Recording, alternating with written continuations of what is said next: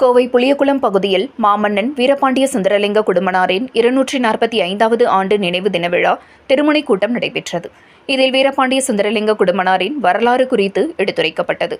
கோவை புளியகுளம் பகுதியில் மாமன்னன் வீரபாண்டிய சுந்தரலிங்க குடும்பனாரின் 245வது ஆண்டு நினைவு தின பொதுக்கூட்டம் புளியகுளம் பகுதியில் நடைபெற்றது. இதில் தேத்தாசு பேரவை முருகராஜ் தலைமை தாங்கினார்.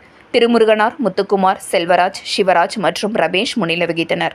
தேவேந்திரகுல வேளாளர்களின் மடாதிபதி ராஜதேவேந்திர சுவாமிகள் சிறப்பு விருந்தினராக கலந்து கொண்டு வீரபாண்டிய சுந்தரலிங்க குடும்பனாரின் திருவுருவப் படத்திற்கு மலர் தூவி மரியாதை செலுத்தினார்.